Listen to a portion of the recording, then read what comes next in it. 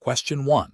The audit findings indicate that the company's waste management practices may be in breach of its environmental permit conditions, specifically regarding the segregation and disposal of hazardous materials.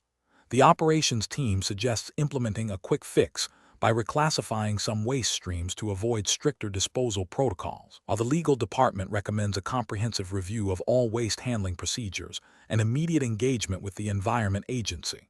Which approach best aligns with the certified sustainability professional's responsibilities and the UK's environmental regulatory framework?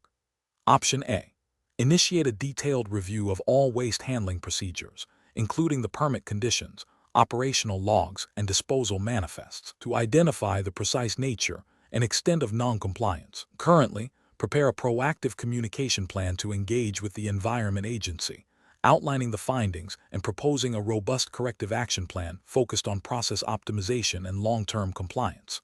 Option B. Rely on historical compliance data and assume the audit findings are an anomaly, proceeding with the current waste management practices without further investigation or communication with regulatory bodies. Option C. Instruct the operations team to cease all waste disposal activities until a superficial review of disposal manifests is completed, without engaging with the Environment Agency or implementing any process changes. Option D. Immediately reclassify certain waste streams to align with less stringent disposal requirements, thereby reducing immediate operational costs and avoiding potential penalties, while deferring a full review until a later date. The correct answer is A. Initiate a detailed review of all waste handling procedures, including the permit conditions, operational logs, and disposal manifests, to identify the precise nature and extent of noncompliance. Concurrently, prepare a proactive communication plan to engage with the Environment Agency, outlining the findings and proposing a robust corrective action plan focused on process optimization and long-term compliance. Explanation: the audit findings indicate a potential gap in the company's environmental compliance program, specifically concerning the management of air, water, and waste permits. This scenario is professionally challenging because it requires a nuanced understanding of regulatory requirements, the ability to interpret audit findings in the context of those regulations, and the skill to propose effective corrective actions that not only address immediate noncompliance, but also prevent future occurrences. The pressure to maintain operational continuity while ensuring environmental stewardship necessitates careful judgment. The correct approach represents best professional practice because it prioritizes a thorough, data-driven investigation into the root causes of the identified permit compliance issues. This involves a detailed review of existing permits, operational procedures, and monitoring data to pinpoint specific areas of noncompliance. By engaging with regulatory bodies proactively and developing a comprehensive corrective action plan that includes process optimization, the company demonstrates a commitment to compliance, transparency, and continuous improvement.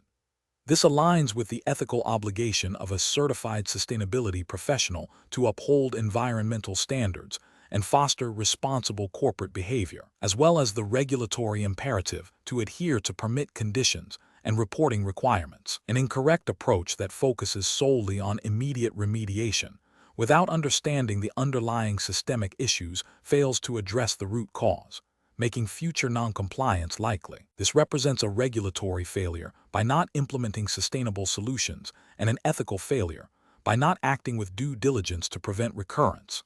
Another incorrect approach that involves downplaying the audit findings or delaying engagement with regulators risks escalating the situation, potentially leading to fines, reputational damage, and stricter regulatory oversight. This is a regulatory failure due to non-disclosure or misrepresentation, and an ethical failure by not acting in good faith.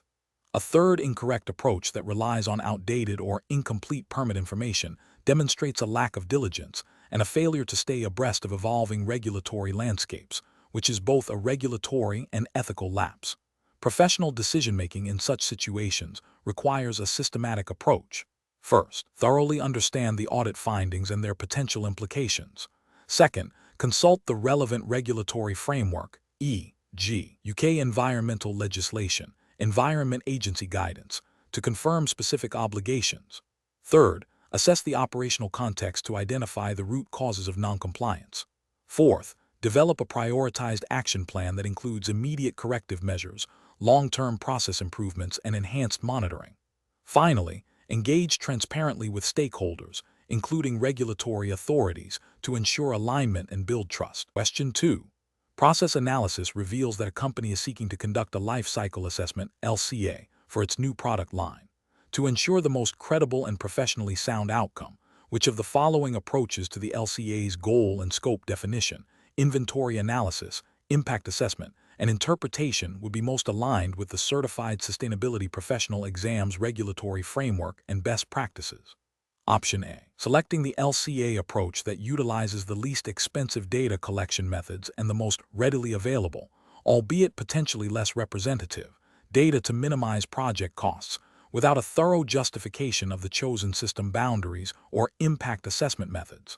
Option B. Focusing exclusively on the carbon footprint impact category, as this is the most prominent sustainability metric currently communicated by the company, and simplifying the inventory analysis to only include readily available data, even if it means omitting significant life cycle stages.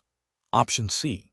Prioritizing the use of proprietary LCA software that claims to provide rapid results, without detailing the specific databases, algorithms, or impact assessment methods employed to expedite the reporting process. Option D. Adopting a methodology that explicitly adheres to ISO 14040 and ISO 14044 standards, clearly defining system boundaries, functional unit and assumptions, and ensuring all impact categories relevant to the product's life cycle are considered and interpreted transparently. The correct answer is D. Adopting a methodology that explicitly adheres to ISO 14040 and ISO 14044 standards, clearly defining system boundaries, functional unit and assumptions, and ensuring all impact categories relevant to the product's life cycle are considered and interpreted transparently. Explanation.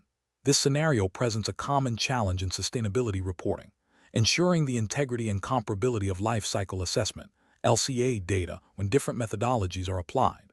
The professional challenge lies in selecting the most appropriate LCA approach that aligns with the Certified Sustainability Professional (CSP) exams regulatory framework, which emphasizes transparency, comparability, and adherence to established standards. Careful judgment is required to avoid misleading stakeholders or undermining the credibility of sustainability claims. The correct approach represents best professional practice because it prioritizes adherence to the ISO 14040 and ISO 14044 standards, which are foundational for conducting robust and credible LCAs.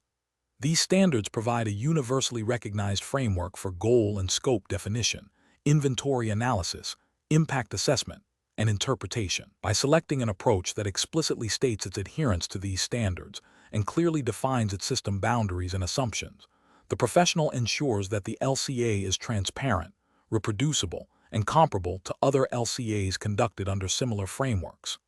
This aligns with the CSP exam's emphasis on evidence-based reporting and the use of recognized methodologies. An incorrect approach that focuses solely on the lowest cost of data collection, without considering the rigor of the methodology or the representativeness of the data, would be professionally unacceptable. This failure stems from a disregard for the principles of scientific validity and transparency inherent in LCA. It risks producing an LCA that is not credible, potentially leading to misinformed decision-making by stakeholders and regulatory bodies. Ethically, it breaches the duty to provide accurate and reliable information. Another incorrect approach that prioritizes a specific impact category, e.g., carbon footprint, over a comprehensive assessment, even if it aligns with a company's current marketing focus, is also professionally flawed. While focusing on a key impact is important, an LCA's purpose is to provide a broader understanding of environmental impacts. Omitting other significant categories without justification, as per ISO standards, undermines the holistic nature of LCA and can lead to burden shifting, where improvements in one area lead to deteriorations in another. This violates the principle of comprehensive assessment and can be misleading. A third incorrect approach that uses proprietary software without disclosing its underlying methodologies or data sources, even if it claims to be an LCA, is problematic. Transparency is a cornerstone of credible LCA. Without understanding the software's algorithms, databases, and assumptions, the results cannot be independently verified or compared. This lack of transparency is a significant ethical and professional failing, as it prevents stakeholders from assessing the reliability of the findings. A professional decision-making process for similar situations should involve a systematic evaluation of potential LCA approaches against the requirements of the relevant regulatory framework and establish standards like ISO 14040/14044. This includes clearly defining the goal and scope of the LCA, identifying the most appropriate methodologies for data collection and impact assessment, ensuring transparency in assumptions and data sources, and critically interpreting the results in the context of the defined scope. Professionals must prioritize scientific rigor, transparency, and comparability to ensure the credibility and utility of their sustainability assessments. Question 3. The risk matrix shows a high likelihood of reputational damage and potential regulatory scrutiny for a company's new product launch due to perceived environmental and social shortcomings. Which of the following strategic responses best aligns with the principles of sustainable development and professional best practice for a certified sustainability professional? Option A. Launch a public relations campaign highlighting the product's economic benefits and downplaying any potential environmental or social drawbacks, while lobbying for weaker environmental regulations. Option B. Prioritize the product's market appeal and sales targets, addressing environmental and social concerns only if they become a significant legal or financial liability. Option C. Conduct a comprehensive life cycle assessment to identify and mitigate environmental and social impacts, engage with affected communities and regulatory bodies to address concerns, and integrate findings into product design and supply chain management for long-term economic viability. Option D. Focus on immediate cost-cutting measures in the product's manufacturing process to improve profitability, deferring any environmental or social remediation efforts until future profitability is assured. The correct answer is C. Conduct a comprehensive life cycle assessment to identify and mitigate environmental and social impacts, engage with affected communities and regulatory bodies to address concerns, and integrate findings into product design and supply chain management for long-term economic viability. Explanation. The risk matrix shows a high likelihood of reputational damage and potential regulatory scrutiny for a company's new product launch due to perceived environmental and social shortcomings. This scenario is professionally challenging because it requires balancing immediate business objectives with long-term sustainability commitments, navigating stakeholder expectations, and adhering to evolving regulatory landscapes. Careful judgment is needed to ensure that the company's response is not only compliant, but also strategically aligned with the principles of sustainable development. The correct approach represents best professional practice because it directly addresses the identified risks by integrating the three pillars of sustainable development: environmental, social, and economic into the product lifecycle strategy. This aligns with the fundamental definition of sustainable development, which seeks to meet the needs of the present without compromising the ability of future generations to meet their own needs. By conducting a thorough impact assessment, engaging with stakeholders, and developing mitigation strategies, the company demonstrates a commitment to responsible business conduct, which is increasingly mandated and expected under various regulatory frameworks and ethical guidelines for sustainability professionals. This proactive and holistic approach minimizes reputational harm, enhances stakeholder trust, and builds long-term resilience, all of which are critical for sustained economic viability and social license to operate. An incorrect approach that focuses solely on immediate cost reduction without considering environmental or social impacts fails to acknowledge the interconnectedness of the economic pillar with the others. This can lead to regulatory noncompliance, fines, and significant reputational damage, undermining the long-term economic sustainability of the business. Ethically, it violates the principle of intergenerational equity inherent in sustainable development.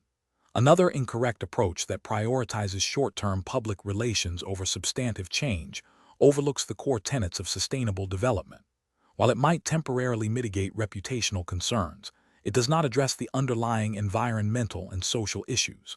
This can result in a loss of credibility when the superficiality of the efforts is exposed, leading to greater stakeholder distrust and potential regulatory intervention for misleading claims.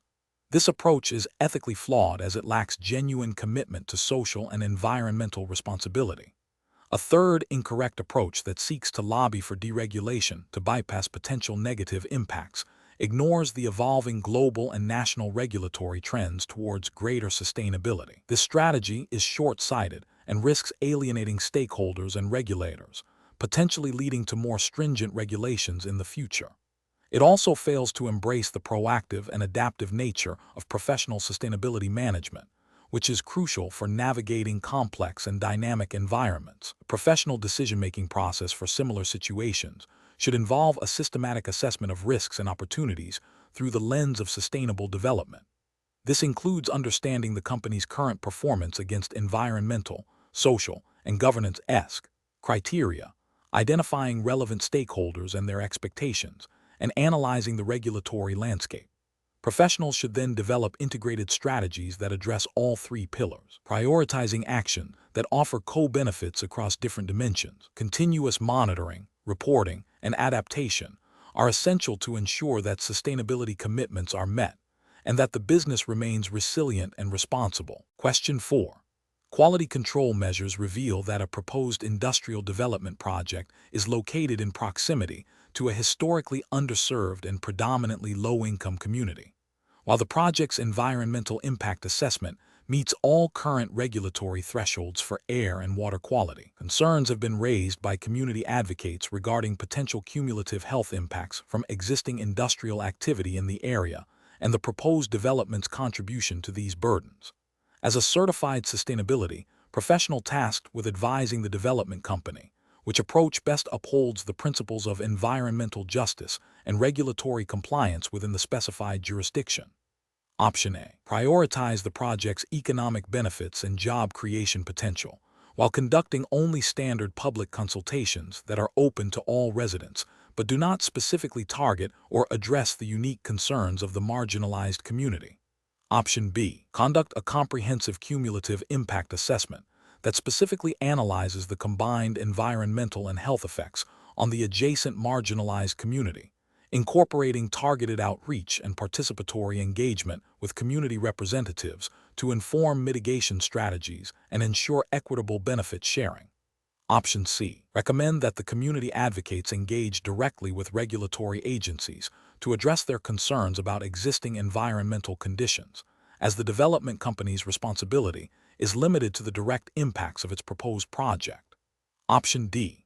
Focus solely on ensuring the project's individual environmental impact assessment meets all legally mandated standards, as the current regulations do not explicitly require consideration of cumulative impacts on specific demographic groups. The correct answer is B. Conduct a comprehensive cumulative impact assessment that specifically analyzes the combined environmental and health effects on the adjacent marginalized community, incorporating targeted outreach and participatory engagement with community representatives to inform mitigation strategies and ensure equitable benefit sharing. Explanation. Scenario analysis. This scenario presents a significant challenge for a certified sustainability professional due to the inherent tension between economic development goals and the disproportionate environmental burdens often placed on marginalized communities. The professional must navigate complex stakeholder interests, potential legal liabilities, and ethical obligations to ensure equitable outcomes, moving beyond mere compliance to proactive integration of environmental justice principles. The challenge lies in identifying and mitigating indirect impacts that may not be immediately obvious, but can exacerbate existing inequalities. Correct approach analysis. The correct approach demonstrates best professional practice by prioritizing a proactive, community-centered engagement strategy that goes beyond minimum legal requirements.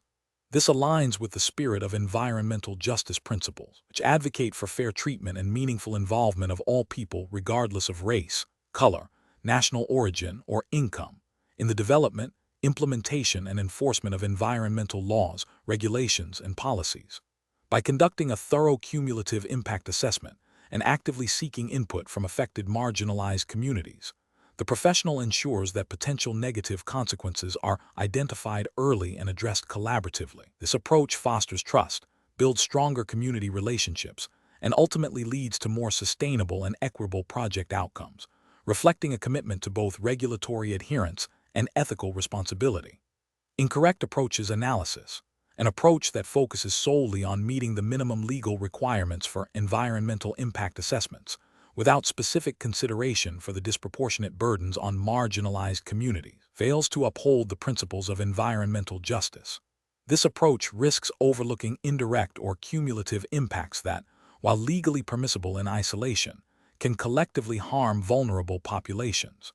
It represents a failure to engage in meaningful stakeholder participation and a lack of proactive risk mitigation for environmental injustice, an approach that prioritizes the economic benefits of the project above all else, treating environmental concerns as secondary and community input as a procedural hurdle, is ethically unsound and legally risky. This demonstrates a disregard for the fundamental tenets of environmental justice, which demand that the burdens and benefits of environmental protection efforts are shared equitably. Such an approach can lead to significant reputational damage, legal challenges, and long-term community opposition, undermining the project's overall sustainability. An approach that relies on generic public consultations without targeted outreach to marginalized communities risks excluding the very voices that are most critical to understanding and addressing environmental justice concerns. This superficial engagement fails to provide meaningful opportunities for input and can result in decisions that do not adequately protect or benefit these communities. It is a failure to meet the ethical obligation of ensuring fair treatment and meaningful involvement. Professional reasoning. Professionals in this field should adopt a decision-making framework that integrates environmental justice considerations from the outset of any project. This involves 1. Identifying potentially vulnerable or marginalized communities likely to be affected. 2. Conducting thorough cumulative impact assessments that consider the combined effects of past, present, and reasonably foreseeable future actions. 3. Implementing targeted and inclusive stakeholder engagement processes, ensuring accessibility and providing adequate time and resources for participation. 4. Developing mitigation strategies that specifically address disproportionate impacts on marginalized communities and promote equitable distribution of benefits. 5. Continuously monitoring and evaluating project impacts to ensure ongoing adherence to environmental justice principles. This proactive and inclusive approach is essential for achieving genuine sustainability and fulfilling professional ethical obligations. Question 5. Stakeholder feedback indicates a growing demand for the organization to demonstrate tangible progress on its sustainability commitments. The certified sustainability professional is tasked with developing a strategy to address this feedback. Which of the following approaches best aligns with the principles of effective sustainability management and professional best practice? Option A. Conduct a series of internal workshops to raise awareness about sustainability, but without establishing specific organizational goals or accountability structures. Option B. Launch a targeted public relations campaign highlighting the organization's existing environmental initiatives without significantly altering current operational practices. Option C. Develop a comprehensive sustainability strategy that integrates environmental, social, and governance considerations into the organization's core business operations, setting measurable targets and establishing robust reporting mechanisms for progress. Option D. Focus on implementing cost reduction measures that incidentally have some positive environmental side effects, while deferring significant sustainability investments. The correct answer is C. Develop a comprehensive sustainability strategy that integrates environmental, social, and governance considerations into the organization's core business operations, setting measurable targets and establishing robust reporting mechanisms for progress. Explanation. This scenario presents a professional challenge because it requires balancing diverse stakeholder expectations with the practical implementation of sustainability principles. Certified sustainability professional must navigate potential conflicts between short-term financial pressures and long-term environmental and social value creation, all while adhering to the specific regulatory framework governing their practice. Careful judgment is required to ensure that sustainability initiatives are not merely performative but genuinely integrated into the organization's strategy and operations, aligning with the principles of transparency, accountability, and continuous improvement. The correct approach represents best professional practice because it prioritizes a holistic and integrated strategy for sustainability. This involves embedding sustainability into core business operations, setting measurable targets, and engaging stakeholders in a meaningful dialogue.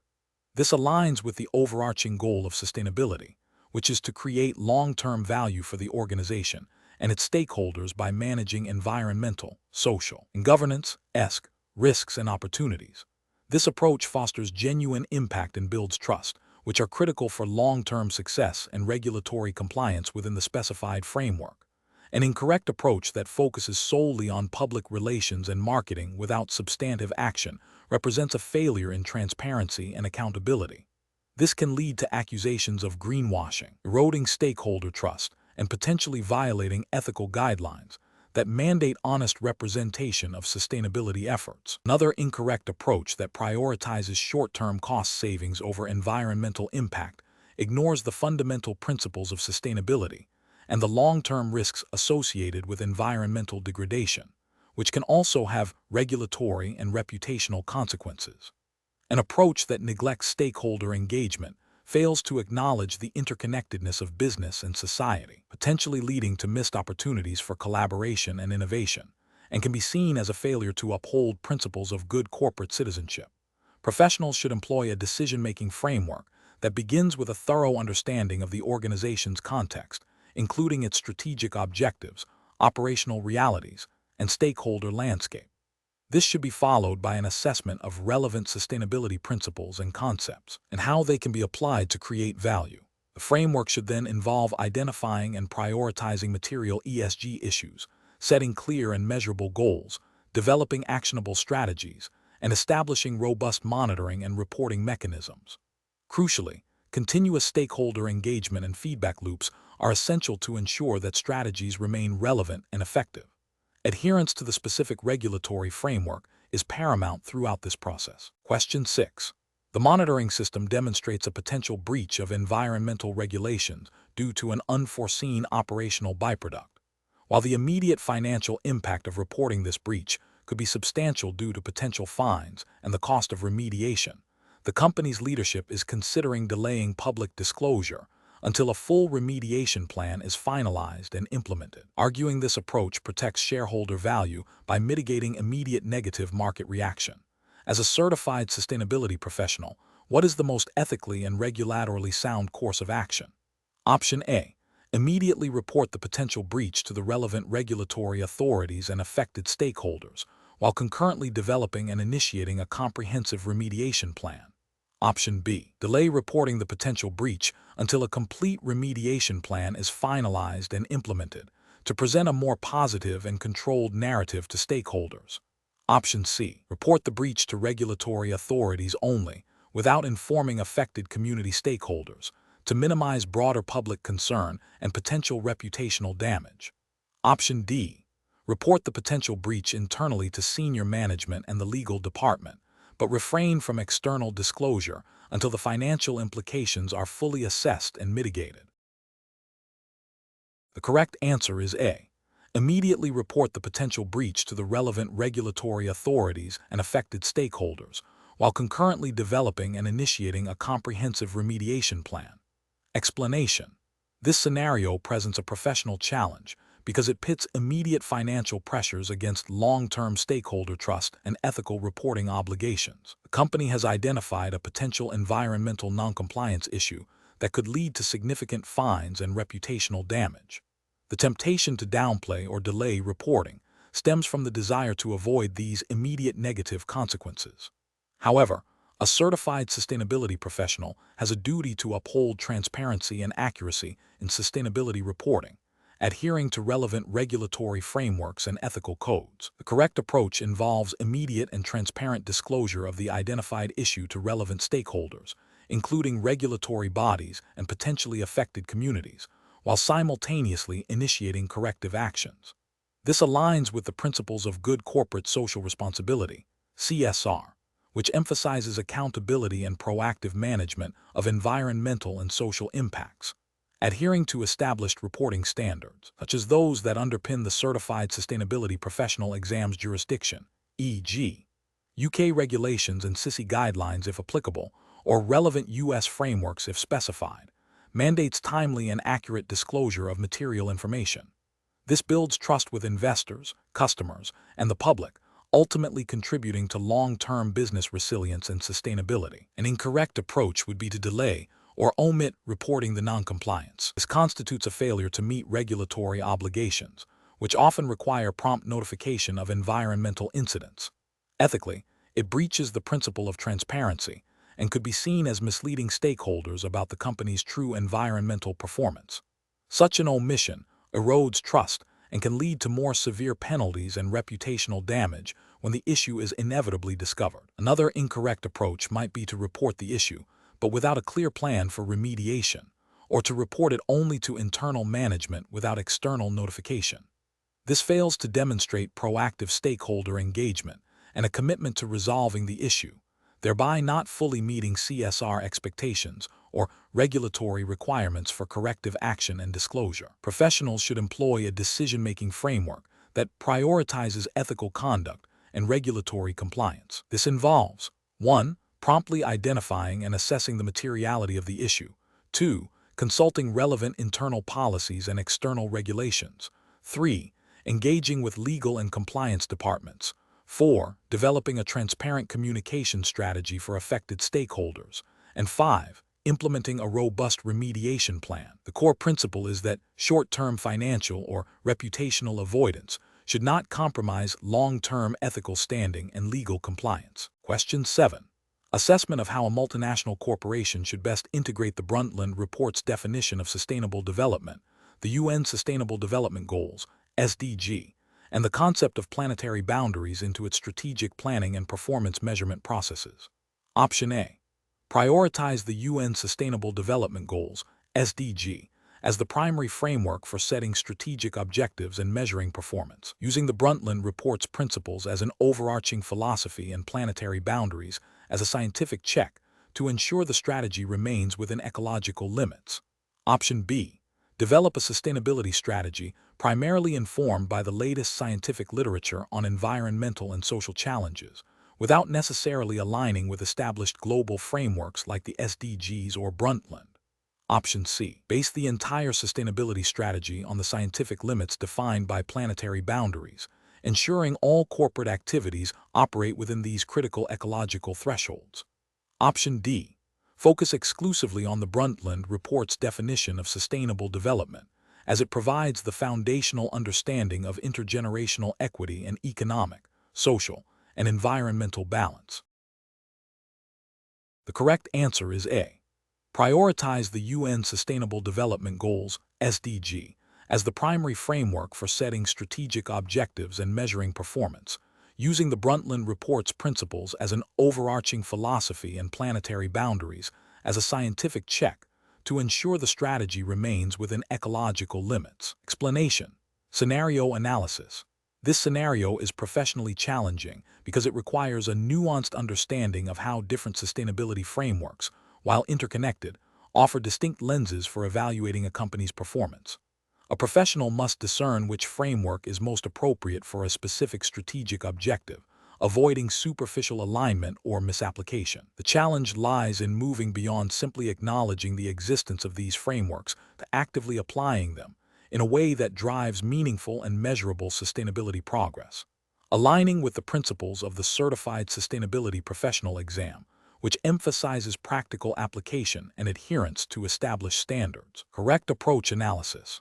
The correct approach represents best professional practice because it demonstrates a sophisticated understanding of the Brundtland Report's foundational definition of sustainable development, the comprehensive, action-oriented nature of the UN Sustainable Development Goals, SDG, and the scientific, limits-based perspective of planetary boundaries. By prioritizing the SDGs as the primary framework for strategic goal setting and performance measurement, the professional acknowledges their global consensus, actionable targets, and broad scope, which are most directly applicable to corporate strategy and reporting. This aligns with the ethical imperative to contribute to global sustainability efforts and the professional responsibility to utilize the most relevant and widely accepted tools for driving impactful change. The integration of Brundtland's principles provides the overarching philosophy, and planetary boundaries offer a critical scientific check, ensuring that the SDG-driven strategy remains within ecological limits. This multifaceted approach ensures a robust and credible sustainability strategy. Incorrect approaches analysis, focusing solely on the Brundtland Report, while foundational, is insufficient for modern corporate sustainability strategy. It provides a definition, but lacks the specific, measurable targets and indicators that are crucial for operationalizing and reporting on sustainability performance. This approach fails to leverage the actionable guidance provided by the SDGs, leading to a less strategic and impactful outcome. Ethically, it risks appearing to engage with sustainability at a conceptual level without committing to concrete progress. Prioritizing planetary boundaries exclusively, while scientifically vital, can lead to a narrow, risk-averse strategy that may overlook social and economic dimensions of sustainability. Planetary boundaries are essential for defining the safe operating space for humanity, but do not inherently provide a framework for corporate goal setting across all three pillars of sustainability: environmental, social, economic. This approach might lead to a company excelling in environmental stewardship, but failing to address broader societal responsibilities or economic viability, thus not fully embracing the spirit of sustainable development. Adopting a strategy based solely on the most recent scientific literature, without anchoring it to established frameworks like the SDGs or Brundtland, can result in a fragmented and potentially unaligned approach. While scientific insights are crucial for informing sustainability efforts, a lack of integration with recognized global goals and definitions can make the strategy difficult to communicate, benchmark, and gain stakeholder buy-in. It risks being perceived as ad hoc rather than strategically integrated. Professional reasoning. Professionals should approach sustainability strategy by first understanding the overarching principles and definitions, Brundtland, then identifying the most comprehensive and actionable global frameworks for goal setting and measurement, SDG, and finally using scientific boundaries, planetary boundaries, to ensure the strategy operates within ecological limits. This layered approach allows for both strategic ambition and scientific grounding. When faced with multiple frameworks, professionals must critically assess their purpose, scope, and applicability to the specific organizational context and strategic objectives. The decision-making process should prioritize frameworks that offer clear guidance for action, measurement, and reporting, while also ensuring alignment with global sustainability imperatives and scientific realities. Question 8. Comparative studies suggest that multinational corporations are increasingly adopting diverse strategies to address climate change. Considering the imperative for genuine greenhouse gas (GHG) emission reductions and evolving regulatory expectations, which of the following approaches best reflects a commitment to effective climate mitigation and aligns with professional best practices for a certified sustainability professional?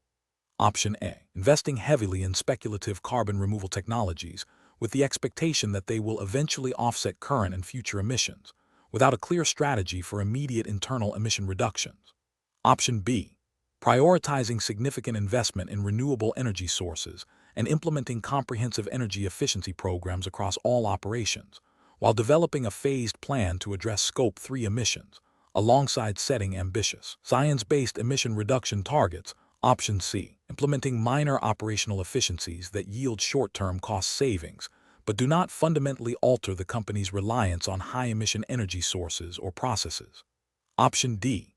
Focusing primarily on purchasing carbon offsets to neutralize the company's entire carbon footprint, with minimal investment in internal operational changes or emission reduction technologies. The correct answer is B.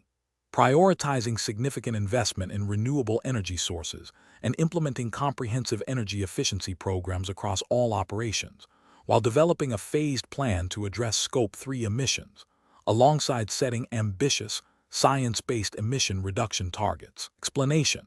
Scenario analysis.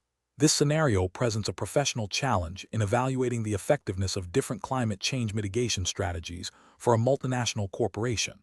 The challenge lies in discerning which approach aligns best with evolving regulatory expectations and best practices for sustainability reporting and action, particularly concerning greenhouse gas (GHG) emissions. Professionals must navigate a complex landscape of scientific understanding, economic feasibility, and stakeholder pressure, requiring careful judgment to avoid greenwashing or ineffective interventions. The need to balance ambition with practical implementation and to ensure genuine impact is paramount.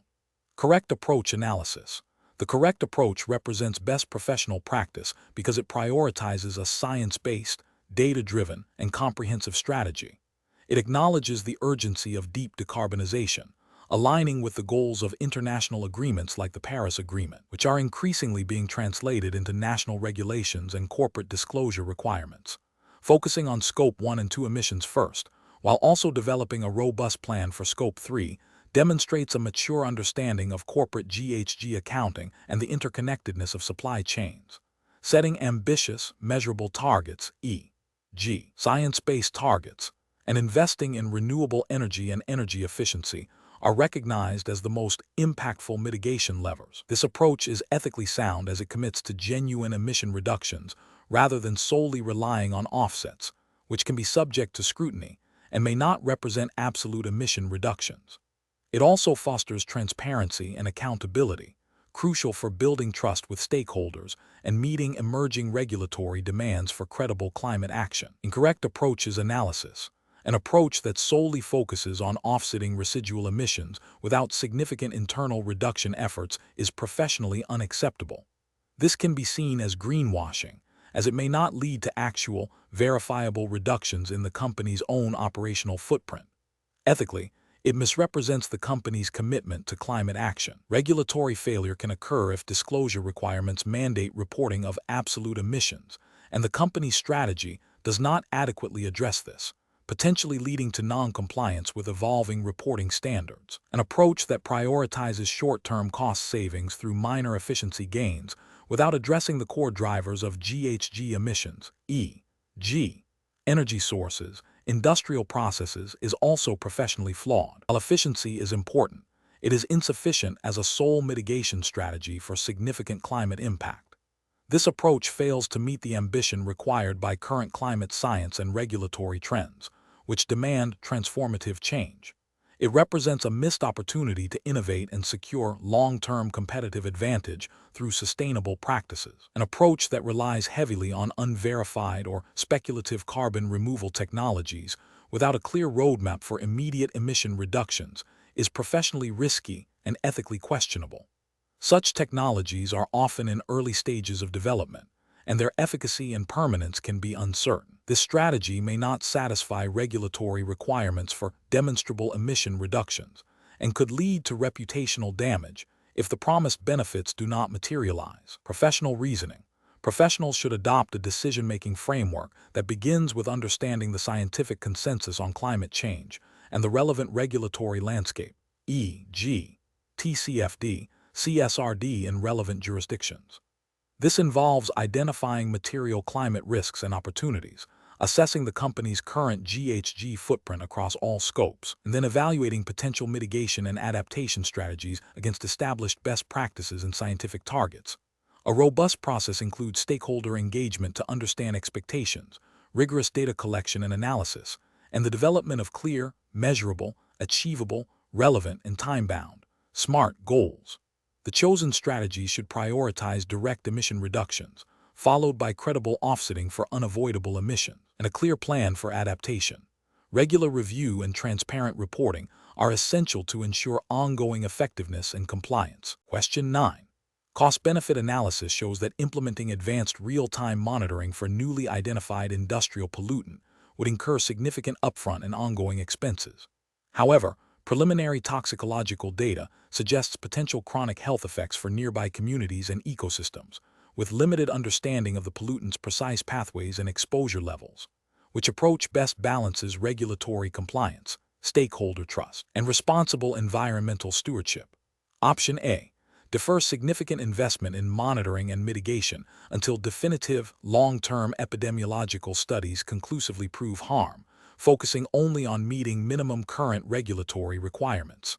Option B. Prioritize a comprehensive risk assessment that integrates pollutant pathway analysis, exposure modeling, and health effect data, even if it requires investing in advanced monitoring and mitigation, to proactively address potential risks and ensure long-term compliance and stakeholder confidence. Option C. focus solely on the immediate cost savings of not investing in advanced monitoring, arguing that the preliminary toxicological data is too uncertain to justify substantial expenditure. Option D. Implement a basic monitoring program based on historical data for similar pollutants, assuming current infrastructure is sufficient to capture relevant exposure pathways and health impacts. Correct answer is B. Prioritize a comprehensive risk assessment that integrates pollutant pathway analysis, exposure modeling, and health effect data, even if it requires investing in advanced monitoring and mitigation, to proactively address potential risks and ensure long-term compliance and stakeholder confidence. Explanation: scenario analysis. This scenario is professionally challenging because it requires balancing economic considerations with potential environmental and public health impacts, a core tension in sustainability. The company faces pressure to minimize costs while adhering to evolving environmental regulations and stakeholder expectations regarding pollutant pathways, exposure, and health effects. The complexity arises from the need to accurately assess risks, understand the limitations of current data, and communicate these findings transparently to diverse stakeholders, including regulators, employees, and the local community. Correct approach analysis. The correct approach prioritizes a comprehensive, science-based risk assessment that integrates pollutant pathway analysis, exposure assessment, and health effects data. This aligns with the precautionary principle often embedded in environmental regulations, which advocates for taking preventive action in the face of uncertainty. By focusing on understanding the full life cycle of the pollutant and its potential impact on human health and ecosystems, the company demonstrates due diligence and a commitment to responsible environmental stewardship. This approach facilitates informed decision-making, enables proactive mitigation strategies, and builds trust with stakeholders by addressing potential risks transparently and scientifically. It directly supports compliance with environmental protection laws that mandate risk assessment and management. Incorrect approach is analysis. An approach that solely focuses on the immediate cost savings of not implementing advanced monitoring or mitigation measures fails to account for potential long-term liabilities, such as fines, remediation costs, and reputational damage. This is a regulatory failure, as it neglects the duty of care and potential breaches of environmental legislation that require proactive risk management. Ethically, it prioritizes short-term profit over public health and environmental integrity. An approach that relies on outdated or incomplete exposure data without acknowledging its limitations risks underestimating actual exposure levels and health impacts. This is a regulatory failure because it may lead to non-compliance with exposure limits and reporting requirements. Ethically, it is irresponsible as it could expose individuals to harmful substances without adequate protection, demonstrating a lack of commitment to worker and community safety. An approach that dismisses potential health effects due to a lack of definitive, long-term epidemiological studies, without considering established toxicological data or the precautionary principle, is a significant regulatory and ethical failure. Environmental laws often require consideration of potential risks even when absolute certainty is absent. This approach ignores the scientific consensus on the potential harm of certain pollutants and fails to protect vulnerable populations. Professional reasoning. Professionals should adopt a systematic, evidence-based approach to environmental risk assessment. This involves 1. Clearly defining the scope of the assessment, including the pollutants of concern, potential pathways, and exposed populations. 2. Gathering and critically evaluating all available scientific data, including toxicological studies, exposure monitoring, and environmental fate information. 3. Employing robust methodologies for exposure assessment, considering various routes and durations of exposure. 4. Characterizing potential health effects based on scientific literature and regulatory guidelines. 5. Conducting a thorough risk characterization, acknowledging uncertainties and assumptions. 6. Communicating findings transparently to stakeholders, including recommended mitigation measures and monitoring plans. This process ensures compliance, promotes ethical conduct, and supports sustainable business practices. Question 10. To address the challenge of enhancing its environmental reputation while ensuring genuine sustainability impact, a company is considering several strategic approaches. Which approach best balances reputational enhancement with demonstrable environmental performance and stakeholder trust, adhering to principles of robust sustainability management. Option A. Adopting a trending environmental initiative popular in the industry without conducting an internal assessment of its relevance or potential effectiveness for the company's specific operations and value chain. Option B. Implementing operational efficiency measures that offer cost savings, framing these as primary sustainability achievements without a clear strategy for addressing the company's most significant environmental footprints. Option C. Conducting a thorough materiality assessment to identify key environmental impacts and opportunities, setting science-based targets for improvement, and engaging stakeholders in the development and reporting of initiatives. Option D. Launching a prominent public relations campaign highlighting a single, highly visible but narrowly focused environmental project, without a comprehensive assessment of its overall impact or alignment with broader sustainability goals. The correct answer is D.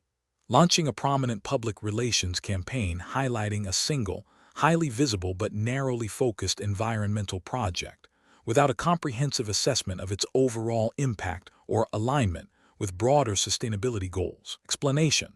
Scenario analysis.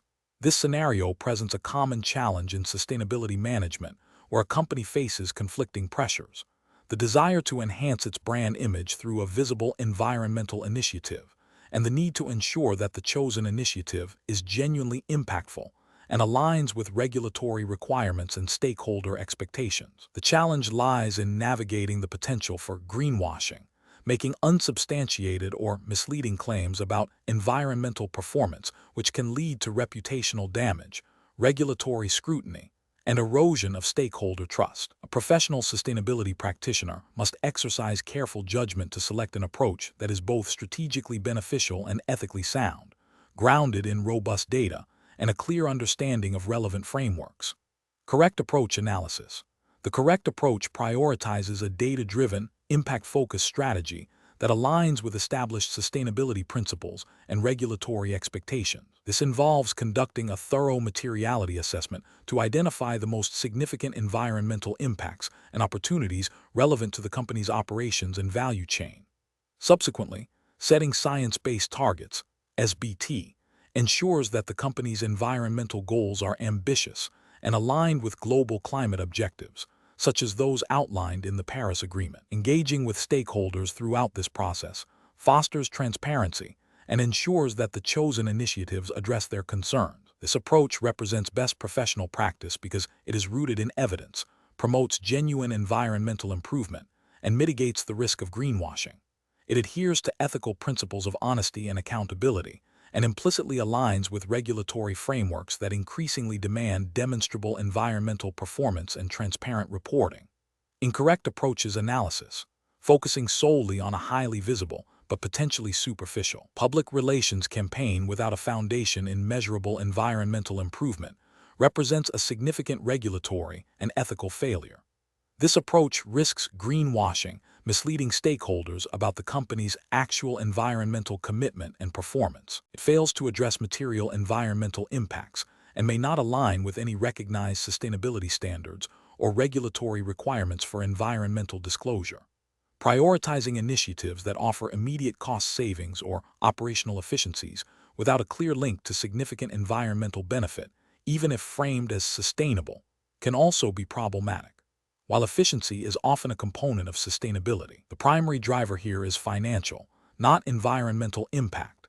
This can lead to a perception that sustainability is merely a cost-saving exercise rather than a core strategic imperative, potentially overlooking more critical environmental issues.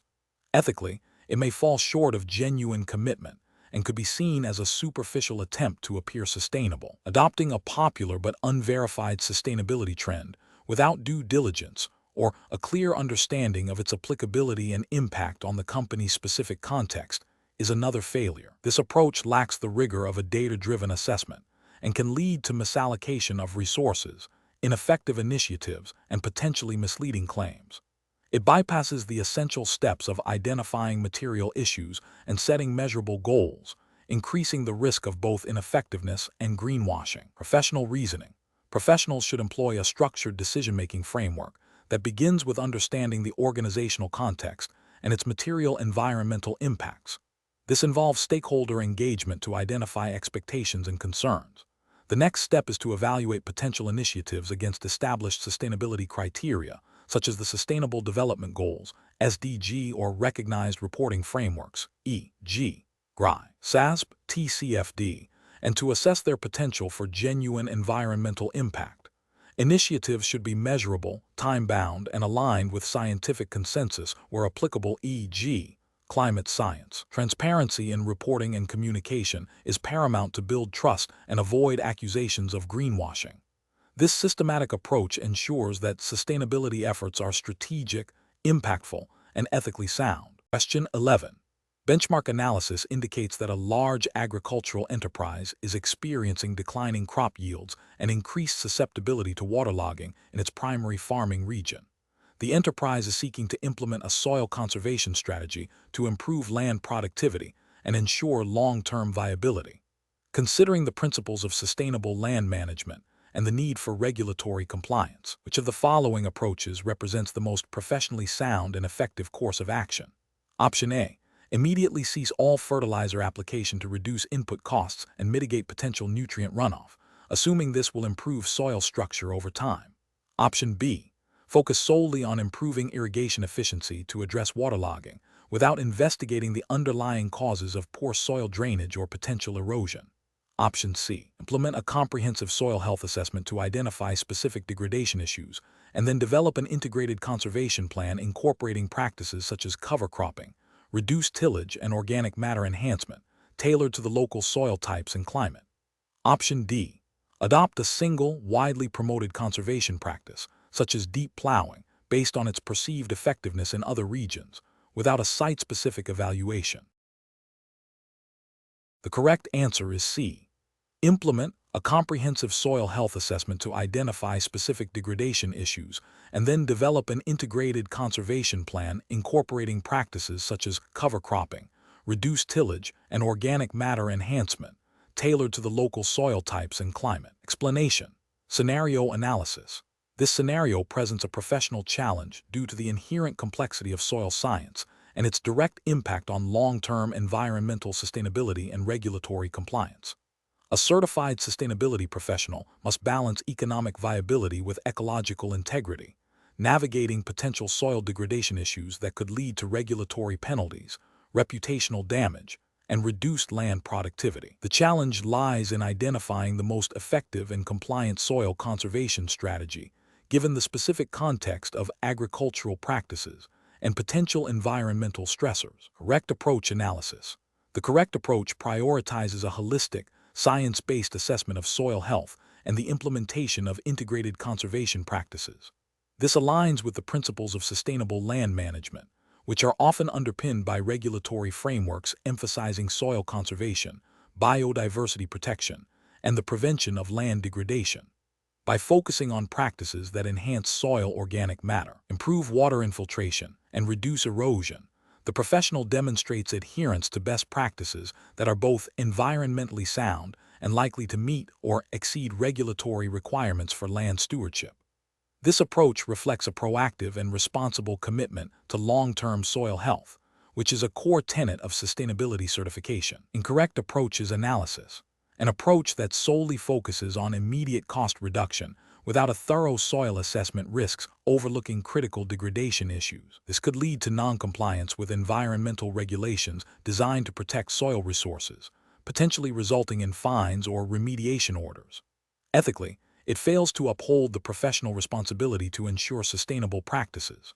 An approach that adopts a single, unverified conservation technique without considering the specific soil type, climate, and agricultural context is likely to be ineffective or even detrimental. This can lead to continued soil degradation, undermining sustainability goals, and potentially violating regulations that mandate effective land management. It demonstrates a lack of due diligence and professional expertise. An approach that relies on anecdotal evidence or outdated practices without scientific validation is professionally unsound. Such methods may not address current soil challenges effectively and could inadvertently exacerbate degradation, leading to regulatory noncompliance and a failure to achieve genuine sustainability outcomes. This approach neglects the evidence-based foundation required for professional sustainability practice, Professional reasoning. Professionals should employ a systematic, evidence-based decision-making process. This involves 1. Conducting a thorough baseline assessment of the current soil conditions, including composition, health indicators, and potential degradation factors. 2. Researching and understanding relevant regulatory frameworks and guidelines pertaining to soil conservation and land management within the specific jurisdiction. 3. Evaluating a range of scientifically validated conservation practices, considering their suitability for the local context and their potential impact on soil health and environmental outcomes. 4. Selecting and implementing an integrated strategy that addresses identified issues, complies with regulations, and promotes long-term soil resilience. 5. Establishing monitoring and evaluation mechanisms to track the effectiveness of implemented practices and adapt as necessary. Question 12. The performance metrics show that a new product line's initial material sourcing costs are significantly higher when utilizing recycled content and designing for easy disassembly compared to using virgin materials and conventional assembly methods. The client is questioning the financial viability of the more sustainable options.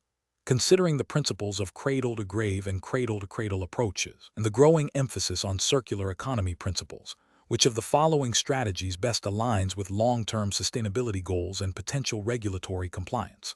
Option A. Advocate for the cradle-to-cradle approach, highlighting the long-term benefits of reduced waste, potential for material recovery and reuse, and alignment with emerging regulations promoting circularity, even if initial costs are higher. Option B. Advise the client to defer decisions on material selection and design for disassembly until future regulations explicitly mandate these practices, focusing solely on meeting current, less stringent environmental requirements. Option C. Suggest a hybrid approach that prioritizes virgin materials for core components to reduce initial costs, while using recycled materials only for non-critical aesthetic elements where disassembly is not a primary concern. Option D. Recommend the cradle-to-grave approach, focusing on minimizing upfront material costs and ensuring the product meets current basic environmental standards, as the long-term benefits of circularity are uncertain and difficult to quantify. The correct answer is A.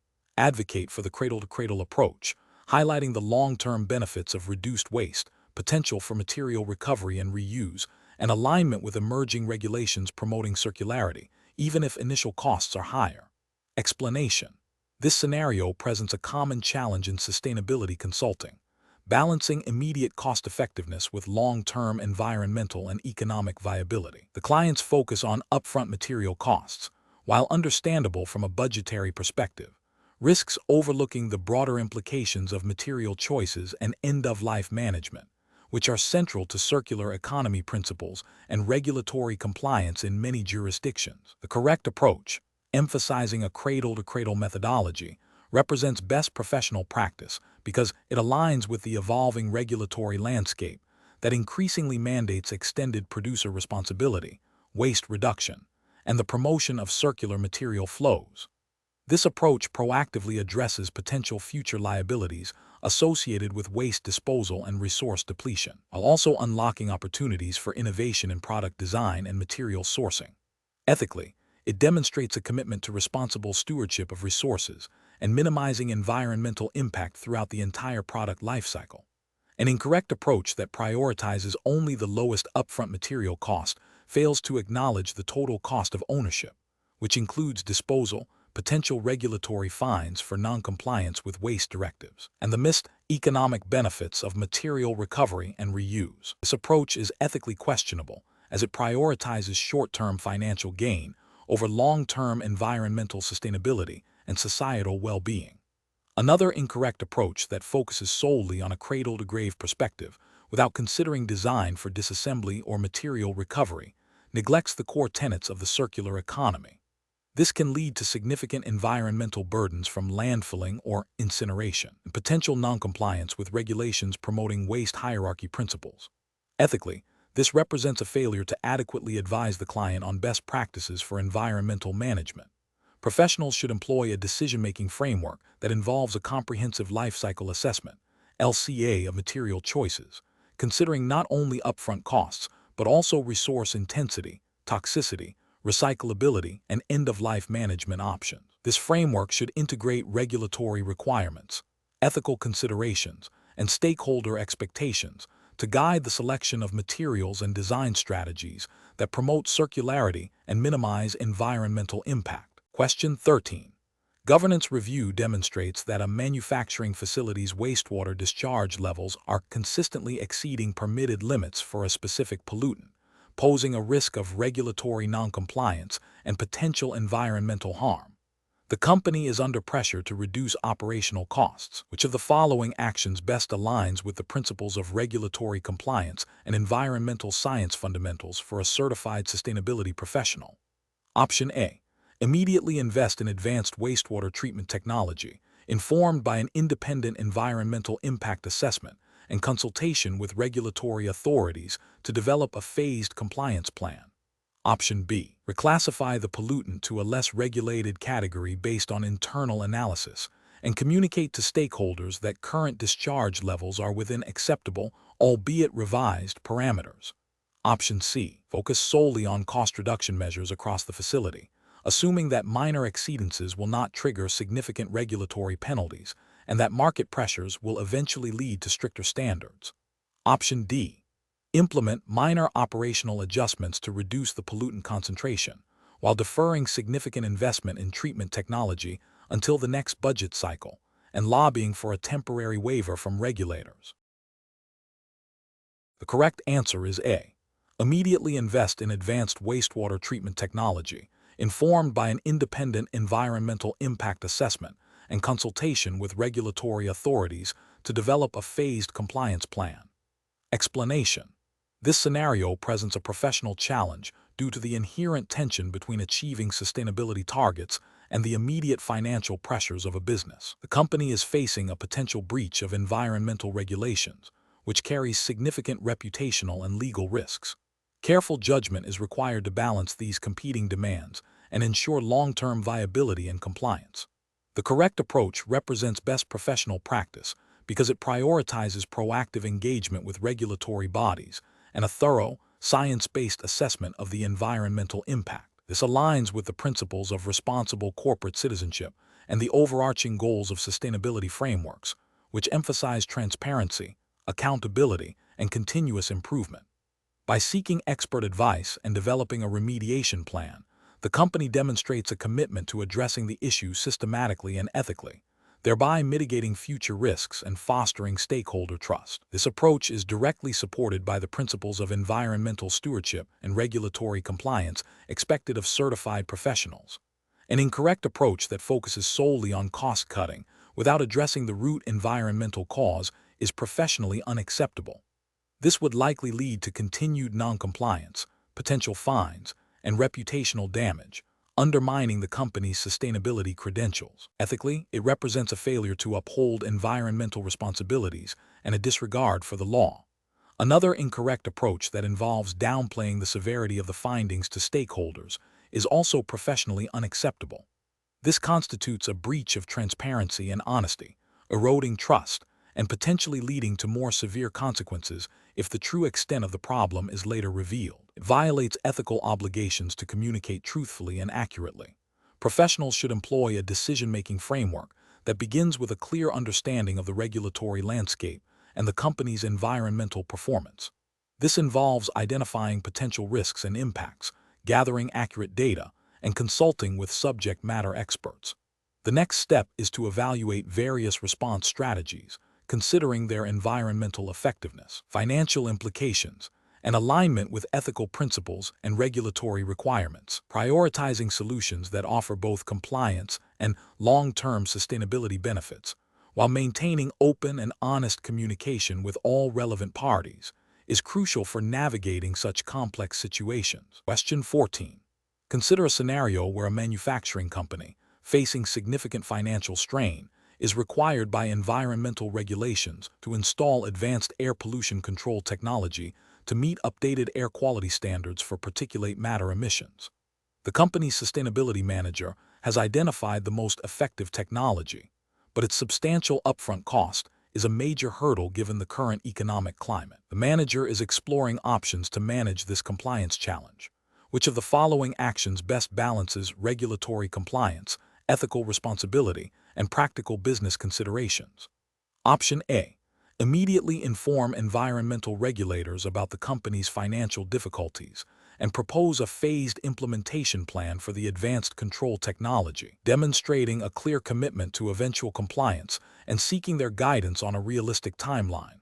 Option B. Seek to exploit any ambiguities in the new air quality standards to argue for a temporary exemption from installing the advanced technology without a concrete plan for future compliance. Option C. Delay the installation of the advanced control technology, relying on existing, less effective controls, with a vague promise to upgrade once the company's financial situation improves. Option D. Minimize the reported emissions data and downplay the potential health impacts of the current particulate matter levels to the regulatory body, hoping to avoid immediate enforcement action. The correct answer is A. Immediately inform environmental regulators about the company's financial difficulties and propose a phased implementation plan for the advanced control technology, demonstrating a clear commitment to eventual compliance and seeking their guidance on a realistic timeline. Explanation. This scenario presents a professional challenge due to the inherent conflict between immediate economic pressures and long-term environmental responsibility, specifically concerning air pollution control. The company's financial difficulties create a temptation to delay or circumvent necessary investments in pollution abatement technologies, which could have significant implications for regulatory compliance, public health, and the company's reputation. Careful judgment is required to balance these competing interests ethically and legally. The correct approach, which involves transparently communicating the situation to regulators and proposing a phased, compliant implementation plan for the advanced control technology, represents best professional practice. This aligns with the principles of corporate social responsibility and proactive environmental stewardship. It demonstrates a commitment to meeting regulatory obligations, e.g., under the Clean Air Act in the U.S., or relevant UK environmental legislation if that were the specified jurisdiction, while acknowledging operational realities. This approach fosters trust with regulatory bodies and allows for a structured, manageable path to compliance, minimizing the risk of future penalties and reputational damage. An incorrect approach that prioritizes short-term cost savings by delaying the installation of the advanced control technology, even with the intention of retrofitting later, represents a failure to comply with current air quality standards and potentially violates the spirit, if not the letter, of environmental regulations. This could lead to fines, legal action, and significant reputational harm. Another incorrect approach, which involves seeking loopholes or exemptions without a genuine commitment to future compliance, is ethically unsound and likely to be viewed unfavorably by regulators, potentially leading to severe penalties. A third incorrect approach, which involves downplaying the severity of the air pollution or its potential health impacts to avoid immediate investment, is a direct ethical failure and a misrepresentation of scientific and regulatory facts, undermining the credibility of the sustainability professional and the company. Professionals in this situation should employ a decision-making framework that prioritizes regulatory compliance, ethical conduct, and long-term sustainability. This involves 1. Thoroughly understanding the relevant air quality standards and the specific requirements for the company's emissions. 2. Assessing the technical feasibility and cost-effectiveness of various control technologies. 3. Engaging in open and honest communication with regulatory bodies, presenting a clear plan for achieving compliance. 4. Considering the broader stakeholder impacts, including community health and environmental quality. 5. Documenting all decisions and communications meticulously. Question 15. The investigation demonstrates that a manufacturing facility's waste disposal practices are compliant with all Federal Environmental Protection Agency (EPA) regulations. However, the facility is located in a state with a robust Environmental Protection Agency and a municipality known for its strict local ordinances regarding industrial discharge. The sustainability professional must advise the company on its next steps to ensure full compliance. Which of the following approaches best reflects a comprehensive and compliant strategy? Option A. Rely on the company's existing federal permits, assuming they implicitly cover any additional state or local requirements, and monitor for any direct complaints from local authorities. Option B. Conduct a thorough review of applicable state and local environmental laws and regulations, engage with the relevant state and local environmental agencies, and update internal procedures and permits as necessary to meet all identified requirements. Option C. Immediately cease all operations until a complete review of all potential state and local environmental regulations can be conducted to avoid any risk of non-compliance. Option D. Confirm that compliance with federal EPA regulations is sufficient, as these are the most stringent and universally applicable environmental laws. The correct answer is D. Confirm that compliance with federal EPA regulations is sufficient, as these are the most stringent and universally applicable environmental laws. Explanation. Scenario analysis. This scenario is professionally challenging because it requires navigating a complex web of overlapping federal, state, and local environmental regulations. The company's operations, while seemingly compliant at a federal level, may be subject to stricter or more specific requirements at the state or local level. Failure to identify and adhere to all applicable regulations can lead to significant penalties, reputational damage, and operational disruptions. The challenge lies in proactively identifying all relevant jurisdictions and their specific mandates, rather than reacting to potential violations. Correct approach analysis. The correct approach involves a comprehensive due diligence process that extends beyond federal mandates. This includes actively researching and understanding the specific environmental laws and regulations of the state and local municipalities where the company operates. Best professional practice dictates engaging with relevant regulatory agencies at all levels, seeking clarification on compliance requirements, and conducting thorough site-specific environmental assessments. This proactive stance ensures that all applicable legal obligations are met, demonstrating a commitment to environmental stewardship and regulatory compliance, which is a core tenet of the Certified Sustainability Professional Framework. Incorrect approaches analysis. One incorrect approach is to solely rely on federal environmental regulations. This fails to acknowledge that state and local governments often implement more stringent environmental standards to address unique regional concerns, or to achieve higher levels of environmental protection. This oversight can lead to violations of state or local laws, resulting in fines, legal action, and mandatory remediation efforts. Another incorrect approach is to assume that existing permits automatically cover all current and future operational changes. Environmental regulations are dynamic, and modifications to processes or the introduction of new materials may trigger new permitting requirements or necessitate amendments to existing ones. Ignoring this can lead to operating without proper authorization, a clear regulatory failure. A third incorrect approach is to prioritize cost savings over thorough regulatory review. While cost-effectiveness is important, it should never come at the expense of legal compliance. Cutting corners on environmental due diligence to save money is a direct violation of professional and ethical responsibilities, and can result in far greater financial and reputational costs in the long run due to penalties and remediation. Professional reasoning. Professionals should adopt a multi-layered approach to environmental regulatory compliance. This involves 1. Identifying all relevant jurisdictions, federal, state, local, based on the company's operational footprint. 2. Thoroughly researching the specific environmental laws, regulations, and permitting requirements within each identified jurisdiction. 3. Engaging proactively with regulatory bodies for clarification and to understand any specific local nuances. 4. Conducting regular internal audits and environmental impact assessments to ensure ongoing compliance and to identify potential areas for improvement. 5. Maintaining a system for tracking regulatory changes and updating compliance strategies accordingly. This systematic and proactive framework ensures robust environmental performance and minimizes legal and reputational risks. Question 16.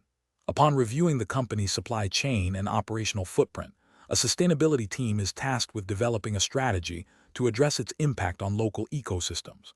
The company operates in a region with significant agricultural dependencies and relies on natural water sources.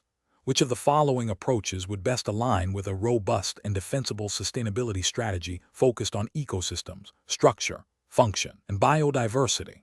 Option A. Focus on increasing the number of protected species within a defined radius of company facilities, prioritizing easily observable and measurable biodiversity indicators over the functional integrity of the broader ecosystem. Option B. Conduct a detailed assessment of the specific ecosystem services, e.g., water regulation, pollination, soil fertility, that are critical to the company's value chain, and identify the key biodiversity components that underpin these services, then develop targeted interventions to protect and restore them. Option C. Implement generic sustainability initiatives that are common across the industry, such as reducing waste and energy consumption. Assuming these actions will indirectly benefit local ecosystems without specific ecological impact assessments. Option D. Invest in a broad portfolio of biodiversity offset projects across various geographical locations to compensate for any potential negative impacts, without a detailed analysis of the specific ecosystem functions affected by the company's operations. The correct answer is B.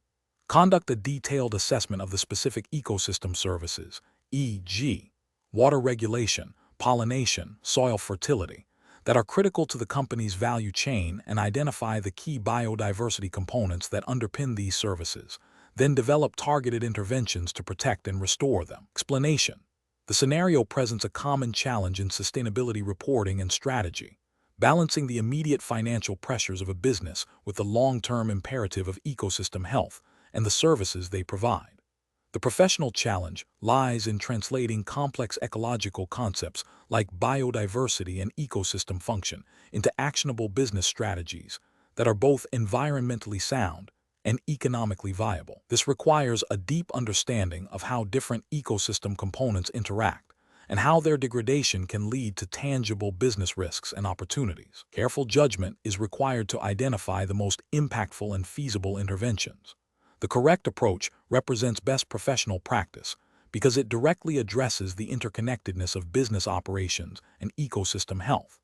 By focusing on understanding the specific ecosystem services that are critical to the company's value chain and identifying the biodiversity that underpins these services, the company can move beyond generic sustainability goals.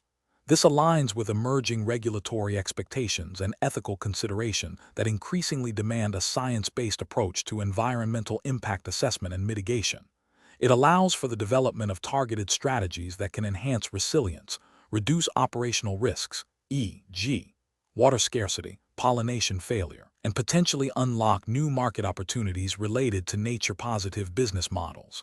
This proactive, integrated approach is more robust and defensible than reactive or superficial measures. An incorrect approach that focuses solely on offsetting without understanding the underlying ecosystem functions fails to address the root causes of impact.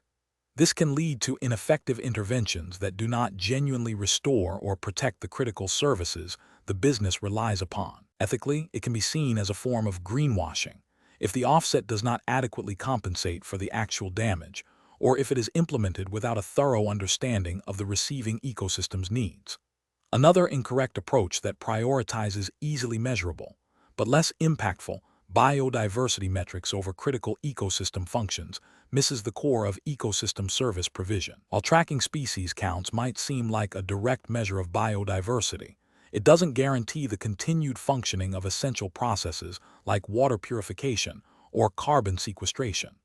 This approach can lead to a misallocation of resources and a failure to address the most significant environmental risks and dependencies. A third incorrect approach that relies on generic industry best practices without site-specific ecological assessment risks implementing solutions that are not relevant or effective for the particular ecosystem in which the company operates. This can result in wasted investment and a failure to achieve meaningful environmental outcomes, potentially violating ethical obligations to act responsibly within local environmental contexts.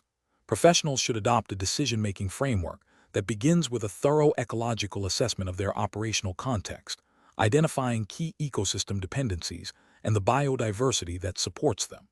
This should be followed by a risk and opportunity analysis, linking ecological changes to business impacts.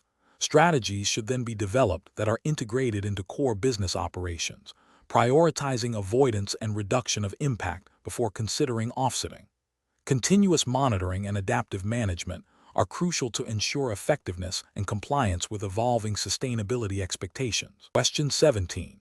Market research demonstrates that stakeholders are increasingly demanding a comprehensive understanding of a company's impact beyond financial returns.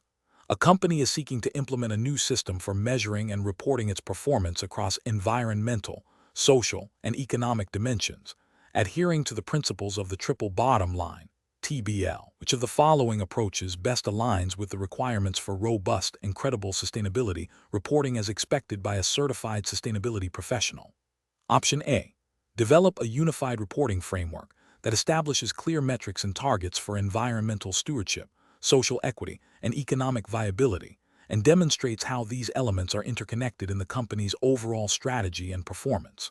Option B. Prioritize the measurement of easily quantifiable environmental metrics, such as carbon emissions and waste reduction, while treating social performance as a qualitative aspect to be addressed through corporate social responsibility initiatives rather than integrated performance measurement. Option C. Rely on a collection of anecdotal evidence and qualitative descriptions of environmental and social initiatives, without establishing specific, measurable, achievable, relevant, and time-bound, SMART, targets, or a structured system for tracking progress across all TBL dimensions. Option D. Focus primarily on economic performance indicators, as these are the most familiar to investors and directly impact shareholder value, with environmental and social considerations being secondary and reported only when legally mandated. The correct answer is A. Develop a unified reporting framework that establishes clear metrics and targets for environmental stewardship, social equity, and economic viability, and demonstrates how these elements are interconnected in the company's overall strategy and performance. Explanation. This scenario presents a common challenge for sustainability professionals, balancing the comprehensive measurement of the triple bottom line, TBL, with the practical constraints of reporting and stakeholder expectations. The professional challenge lies in identifying the most effective and compliant method for integrating environmental, social, and economic performance data without oversimplifying or misrepresenting the company's sustainability impact. Careful judgment is required to ensure that the chosen approach aligns with the Certified Sustainability Professional, CSP, exam's regulatory framework, which emphasizes robust, transparent, and credible reporting. The correct approach represents best professional practice because it acknowledges the interconnectedness of the TBL pillars and seeks to integrate them into a holistic performance assessment. This aligns with the CSP's mandate to promote comprehensive sustainability management. By focusing on developing a framework that links performance metrics across all three dimensions, the company demonstrates a commitment to understanding and managing its broader impact, which is a core tenet of sustainability reporting and a likely expectation within the CSP's regulatory context. This integrated approach fosters a more nuanced understanding of trade-offs and synergies, leading to more informed strategic decisions. Each incorrect approach carries specific regulatory and ethical failures. An approach that solely focuses on economic performance, while important, fails to meet the TBL requirement by neglecting environmental and social dimensions. This is a direct violation of the principles of comprehensive sustainability reporting and could be seen as misleading stakeholders about the company's true impact, potentially contravening disclosure guidelines. An approach that prioritizes only easily quantifiable environmental metrics while seemingly objective risks ignoring significant social impacts or economic dependencies, leading to an incomplete and potentially biased picture. This selective reporting can be ethically questionable and may not satisfy the spirit of TBL reporting, which demands a balanced view. Furthermore, an approach that relies on anecdotal evidence or qualitative assessments without a structured framework for measurement and verification lacks the rigor expected in professional sustainability reporting. This can lead to unsubstantiated claims and a lack of credibility, which is a significant ethical and professional failing. The professional decision-making process for similar situations should involve a thorough understanding of the TBL framework and the specific reporting requirements applicable to the company's industry and jurisdiction. Professionals should first identify the key performance indicators, KPI, for each TBL pillar that are most material to the business and its stakeholders. Then, they should explore methodologies for integrating these KPIs, considering how environmental and social performance can influence economic outcomes and vice versa. The chosen approach should be transparent, verifiable, and communicated clearly to stakeholders, ensuring that it accurately reflects the company's sustainability performance. This iterative process of identification, integration, and transparent communication is crucial for effective sustainability management and reporting. Question 18. Examination of the data shows a proposed infrastructure project with potential for significant environmental impacts.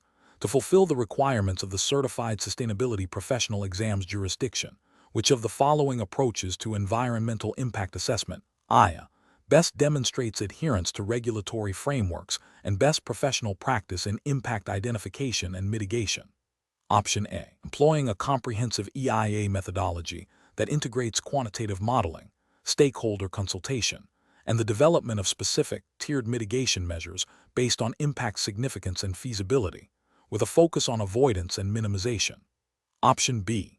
Prioritizing mitigation measures that offer the greatest economic benefit to the project proponent, even if they are not the most effective in addressing the identified environmental impacts. Option C. Relying solely on expert opinion and qualitative descriptions of potential impacts, with mitigation measures being general recommendations rather than specific, actionable plans. Option D. Conducting a rapid appraisal using readily available secondary data and focusing primarily on easily measurable impacts, with mitigation measures chosen for their low cost and ease of implementation. The correct answer is A. Employing a comprehensive EIA methodology that integrates quantitative modeling, stakeholder consultation, and the development of specific, tiered mitigation measures based on impact significance and feasibility, with a focus on avoidance and minimization. Explanation. This scenario presents a professional challenge because it requires a certified sustainability professional to critically evaluate different methodologies for assessing the environmental impact of a proposed development, ensuring compliance with the relevant regulatory framework. The challenge lies in selecting the most appropriate and robust EIA methodology that accurately identifies potential impacts, proposes effective mitigation measures, and aligns with the principles of sustainable development as defined by the exam's jurisdiction. Careful judgment is required to balance the need for comprehensive assessment with practical feasibility and regulatory adherence. Correct approach represents best professional practice because it prioritizes a systematic and evidence-based methodology that is recognized within the specified regulatory framework for its thoroughness and effectiveness in identifying and evaluating environmental impacts. This approach ensures that all significant potential effects, both direct and indirect, cumulative and synergistic, are considered. It also emphasizes the development of specific, measurable, achievable, relevant, and time-bound, SMART, mitigation measures that are proportionate to the identified impacts and are integrated into the project design and operational plans. This aligns with the ethical obligation to protect the environment and promote sustainable outcomes, as mandated by professional standards and regulatory requirements. An incorrect approach that relies solely on qualitative assessments without quantitative data or established impact prediction tools fails to meet the rigor expected in a formal EIA. This represents a regulatory failure by not adhering to the prescribed standards for impact assessment, and an ethical failure by potentially underestimating or overlooking significant environmental consequences. Another incorrect approach that focuses only on easily quantifiable impacts while ignoring complex, indirect, or cumulative effects is also a regulatory and ethical failure. It demonstrates a lack of due diligence and an incomplete understanding of the interconnectedness of environmental systems, leading to potentially inadequate mitigation strategies. A third incorrect approach that prioritizes mitigation measures that are convenient or cost-effective for the developer over those that are most effective in addressing the identified impacts is a clear ethical failure. It prioritizes economic interests over environmental protection and contravenes the fundamental purpose of an EIA, which is to prevent or minimize harm to the environment. Professionals should employ a decision-making framework that begins with a thorough understanding of the project scope and the specific regulatory requirements for EIA in the relevant jurisdiction. This involves identifying the most appropriate EIA methodologies that are accepted and prescribed by the regulations. The process should then involve systematically identifying potential impacts across all relevant environmental components, using a combination of expert judgment, data analysis, and established predictive models.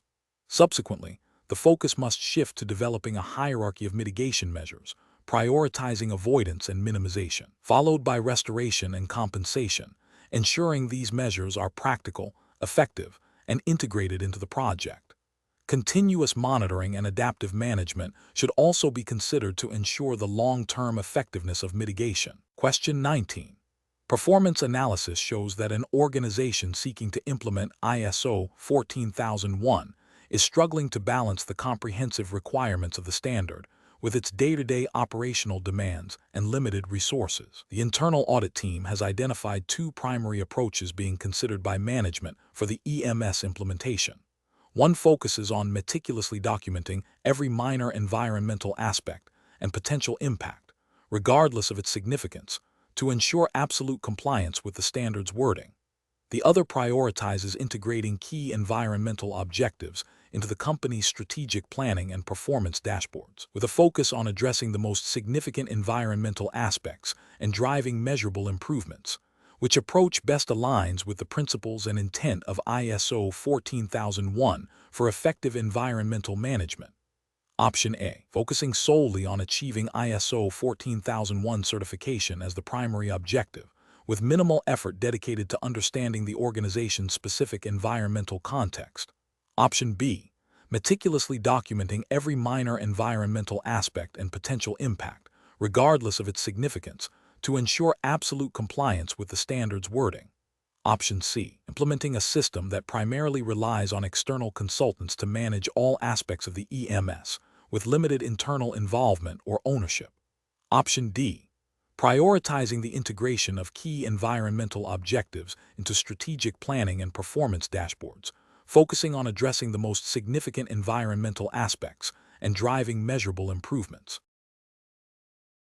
The correct answer is D, prioritizing the integration of key environmental objectives into strategic planning and performance dashboards, focusing on addressing the most significant environmental aspects and driving measurable improvements. Explanation: this scenario presents a common challenge in implementing ISO 14001, balancing the rigor of a robust environmental management system, EMS, with the practicalities of ongoing operational demands and resource constraints. The professional challenge lies in ensuring that the EMS remains effective and compliant without becoming an undue burden or a mere tick-box exercise. Careful judgment is required to identify genuine environmental risks and opportunities, and to integrate EMS processes seamlessly into existing business operations. The correct approach represents best professional practice because it demonstrates a commitment to continuous improvement, a core principle of ISO 14001. By focusing on the integration of EMS objectives into strategic planning and performance monitoring, it ensures that environmental considerations are embedded within the organization's decision-making processes. This proactive stance aligns with the spirit and intent of ISO 14001, which aims to enhance environmental performance and prevent pollution. Furthermore, this approach fosters a culture of environmental responsibility throughout the organization, which is crucial for long-term sustainability and compliance. An incorrect approach that prioritizes superficial reporting over substantive action fails to meet the fundamental requirements of ISO 14001. Such an approach risks creating an EMS that is merely a documentation exercise, lacking genuine impact on environmental performance. This can lead to regulatory noncompliance if actual environmental impacts are not adequately controlled or monitored. Ethically, it represents a misrepresentation of the organization's environmental commitment. Another incorrect approach that focuses solely on achieving certification without a clear understanding of the organization's specific environmental aspects and impacts is also professionally deficient. Certification should be a consequence of a well-designed and implemented EMS, not the sole objective. This approach can result in an EMS that is not tailored to the organization's context, leading to ineffective environmental management and potential missed opportunities for improvement. It also risks overlooking significant environmental risks that are not captured by a generic, certification-driven approach. The professional reasoning process for similar situations should involve a thorough understanding of the organization's operational context, its significant environmental aspects and impacts, and the specific requirements of ISO 14001. Professionals should prioritize a risk-based approach, focusing on areas where environmental performance can be most significantly improved or where noncompliance risks are highest. Continuous engagement with stakeholders, including operational staff and management, is essential to ensure the EMS is practical, effective, and integrated. The ultimate goal should always be demonstrable improvement in environmental performance, not just the attainment of a certificate. Question 20. Strategic planning requires a comprehensive approach to energy resource management. A company is evaluating its energy strategy for the next decade, considering its operational needs, cost pressures, and growing stakeholder expectations for environmental responsibility. Which of the following approaches best aligns with the principles of sustainable energy resource management and forward-looking strategic planning? Option A. Focus solely on implementing energy conservation measures to reduce demand, without exploring alternative energy sources or efficiency upgrades to existing infrastructure. Option B. Conduct a thorough assessment of renewable energy potential, energy efficiency opportunities, and energy conservation measures, integrating these into a diversified energy strategy that considers long-term cost, environmental impact, and regulatory trends. Option C. Invest heavily in a single, large-scale renewable energy project without evaluating its overall impact on the company's energy portfolio or exploring complementary efficiency measures. Option D. Prioritize immediate cost reduction by continuing to rely primarily on the cheapest available non-renewable energy sources, deferring any significant investments in renewables or efficiency. The correct answer is D. Prioritize immediate cost reduction by continuing to rely primarily on the cheapest available non-renewable energy sources, deferring any significant investments in renewables or efficiency. Explanation. Scenario analysis. This scenario is professionally challenging because it requires balancing immediate operational needs with long-term sustainability goals, particularly concerning energy resource management. The company faces pressure to reduce costs while also meeting evolving stakeholder expectations and potential regulatory requirements for decarbonization. Making the wrong decision can lead to significant financial penalties, reputational damage, and missed opportunities for competitive advantage. Careful judgment is required to assess the true costs and benefits of different energy strategies, considering not just direct expenses, but also environmental impact, supply chain resilience, and future market trends. Correct approach analysis. The correct approach represents best professional practice because it prioritizes a comprehensive, data-driven assessment of both renewable and non-renewable energy options, integrated with energy efficiency and conservation measures. This aligns with the principles of responsible corporate citizenship and the growing emphasis on environmental, social, and governance-esque performance. Specifically, it reflects a proactive stance towards future regulatory landscapes, which are increasingly favoring decarbonization and renewable energy adoption. By considering a diversified energy portfolio and efficiency improvements, the company demonstrates foresight and a commitment to long-term value creation, which is a cornerstone of sustainable business strategy. This approach also addresses the interconnectedness of energy resources, efficiency, and conservation, recognizing that a holistic strategy is more effective than isolated actions. Incorrect approach is analysis. One incorrect approach fails by solely focusing on the lowest immediate cost of non-renewable energy. This represents a regulatory and ethical failure because it ignores the long-term environmental externalities associated with fossil fuels, such as carbon emissions, which are increasingly subject to regulatory scrutiny and carbon pricing mechanisms. Ethically, it prioritizes short-term financial gain over environmental stewardship and the well-being of future generations. Another incorrect approach is to exclusively invest in renewable energy without considering energy efficiency or conservation. This is professionally unsound because it may lead to inefficient resource allocation and higher overall energy costs if demand is not managed. It also fails to leverage the most cost-effective and immediate ways to reduce energy consumption, which is a fundamental aspect of sustainability. Ethically, while well-intentioned, it may not be the most responsible use of company resources if significant efficiency gains are overlooked. A third incorrect approach involves delaying any significant investment in energy resources, citing uncertainty in future regulations. This is a failure in professional judgment and strategic planning. While regulatory uncertainty exists, A proactive approach to understanding potential future requirements and exploring diverse energy solutions is essential. Waiting indefinitely can lead to obsolescence, missed market opportunities, and the inability to adapt to a rapidly changing energy landscape, potentially resulting in non-compliance with future, more stringent regulations. Professional reasoning. Professionals should employ a decision-making framework that begins with a thorough assessment of current energy consumption and costs. This should be followed by an evaluation of available renewable and non-renewable energy sources, considering their availability, reliability, cost, and environmental impact. Crucially, this assessment must be integrated with a robust energy efficiency and conservation strategy, identifying opportunities to reduce overall demand. The framework should then involve scenario planning to evaluate different energy mix options against potential future regulatory changes, market price fluctuations, and stakeholder expectations. Finally, a cost-benefit analysis that incorporates long-term sustainability metrics, not just immediate financial returns, should guide the strategic decision.